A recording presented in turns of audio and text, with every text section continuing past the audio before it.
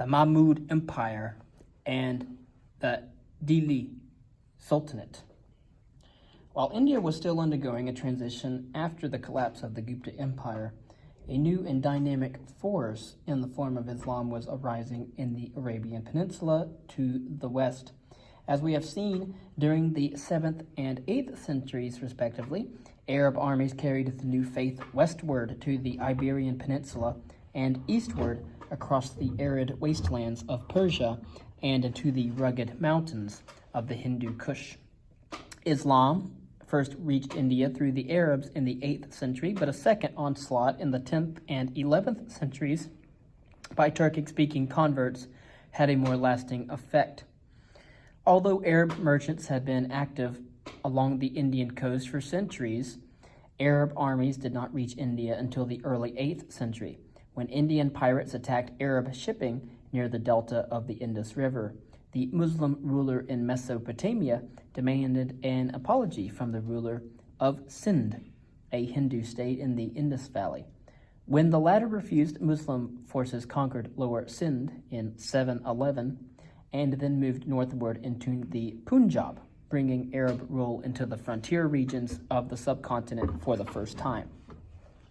Concerning the empire of Mahmud of Ghazni, for the next 3 centuries, Islam made no further advances as a religion into India, but a second phase began at the end of the 10th century with the rise of the state of Ghazni, located in the area of the old Kushan kingdom in present-day Afghanistan.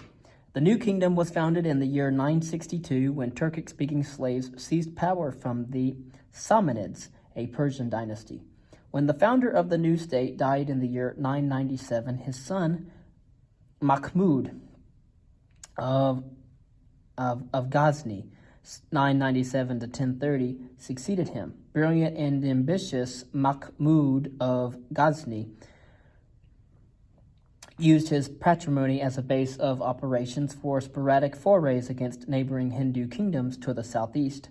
Before his death in the year 1030, he was able to extend his rule throughout the upper Indus Valley and as far south as the Indian Ocean.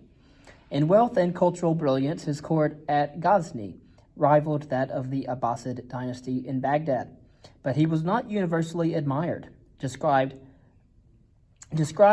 Mahmud's conquest in northwestern India, the contemporary historian al-Biruni wrote, quote, Mahmud utterly ruined the prosperity of the country and performed wonderful exploits by which the Hindus became like atoms, scattered in all directions, and like a tale of old in the mouth of the people.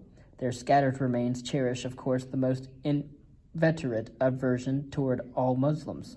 This is the reason, too, why Hindu sciences have retired far away from those parts of the country conquered by us, and have fled to places which our hand cannot yet reach, to Kashmir and other places, end quote. Resistance against the advances of Mahmud and his successors into northern India was led by the Rajputs, a aristocratic Hindu clans who were probably descended from tribal groups that had penetrated into northwestern India from Central Asia in earlier centuries. The Rajputs possessed a strong military tradition and fought bravely, but their military tactics, based on infantry supported by elephants, were no match for the fearsome cavalry of the invaders, whose ability to strike with lightning speed contrasted sharply with the slow-footed forces of their adversaries. Moreover, the incessant squabbling among the Rajputs leaders put them at a disadvantage against the single-minded intensity and religious fervor of Mahmud's armies. Although the power of Ghazni declined after his death, a successor state in the area resumed the advance in the late 12th century, and soon after 1200, Muslim power in the form of a new Delhi Sultanate had been extended over the entire plain of northern India.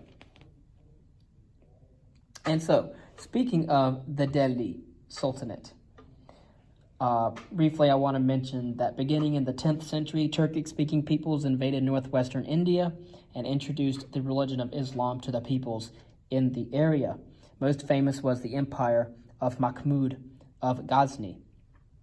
South of the Ganges River Valley, Muslim influence spread more slowly and, in fact, had little immediate impact. Muslim armies launched occasional forays into the Deccan Plateau, but at first they had little access, even though the area was divided among a number of warring kingdoms, including the Cholas along the eastern coast and the Pandyas far to the south.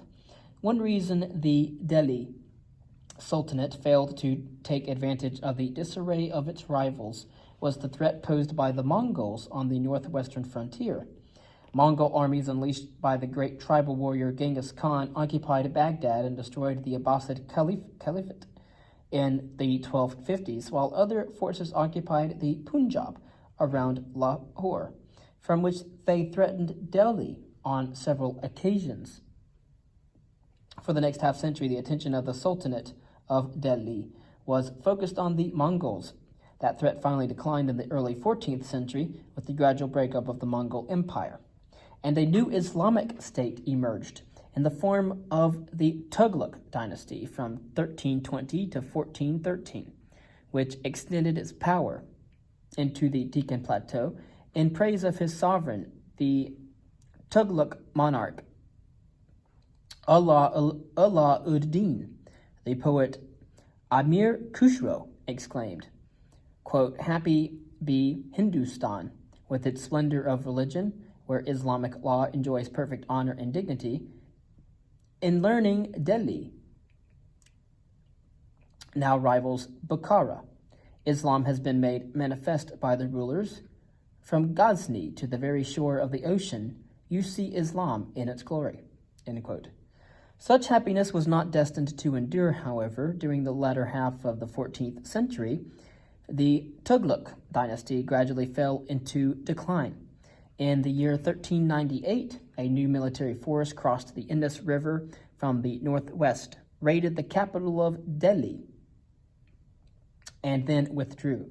According to some contemporary historians, as many as 100,000 Hindu prisoners were massacred before the gates of the city. Such was India's first encounter with a man by the name of Tamerlane. Tamerlane, born in the 1330s, also known as Timur Samarkand, to the north of the Pamir Mountains. His kingdom had been founded on the ruins of the Mongol Empire, which had begun to disintegrate as a result of succession struggles in the 13th century. Tamerlane, the son of a local aristocrat and of mixed Turco-Mongolian heritage, seized power in Samarkand in the year 1369 and immediately launched a program of conquest. During the 1380s, Timur Samarkand brought the entire region east of the Caspian Sea under his authority and then conquered Baghdad and occupied Mesopotamia. After his brief foray into the northern India, he turned to the west and raided the Anatolian Peninsula. Defeating the army of the Ottoman Turks, he advanced almost as far as the Bosphorus before withdrawing. The last of the great nomadic conquerors, as one modern historian described him, died in the year 1405 in a final military campaign.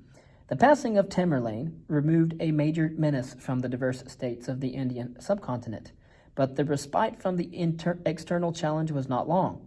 By the end of the 15th century, two new challenges had appeared from beyond the horizon. The Mughals, a newly emerging nomadic power beyond the Khyber Pass in the north, and the Portuguese traders, who arrived by sea from the eastern coast of Africa in search of gold and spices. Both in different ways would exert a major impact on the latter course of Indian civilization, and so we will talk about the Mughals as well as the Portuguese in a later reading.